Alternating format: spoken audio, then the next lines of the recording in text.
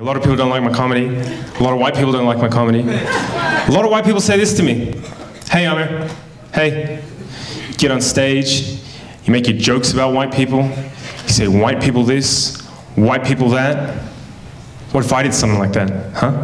What if I got on stage and I said, yeah, black people are like this, Muslims are like that.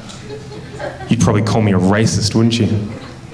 And I say, yeah, I would. Yeah, you should never do that. That's bad for your health. They're like, well, you do that, Amir. You do that. You get on stage, you make your jokes about white people. Don't you think that's a kind of racism? Don't you think that's dun dun dun reverse racism?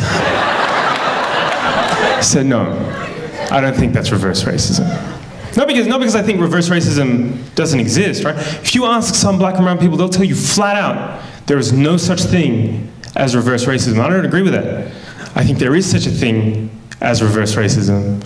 And I could be a reverse racist if I wanted to. All I would need would be a time machine, right? And what I'd do is I'd get in my time machine, I'd go back in time to before Europe colonized the world, right? And I'd convince the leaders of Africa, Asia, the Middle East, Central and South America to invade and colonize Europe, right? Just occupy them, steal their land and resources.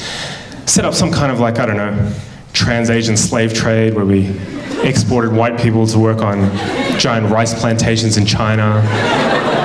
Just ruin Europe over the course of a couple of centuries so all their descendants would want to migrate out and live in the places where black and brown people come from. But of course, in that time, I'd make sure I set up systems that privilege black and brown people at every conceivable social, political, and economic opportunity. White people would never have any hope of real self-determination.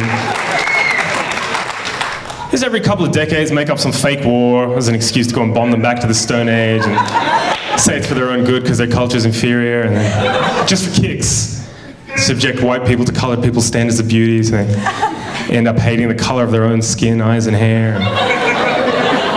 If, after hundreds and hundreds and hundreds of years of that, I got on stage at a comedy show and said, hey, what's the deal with white people?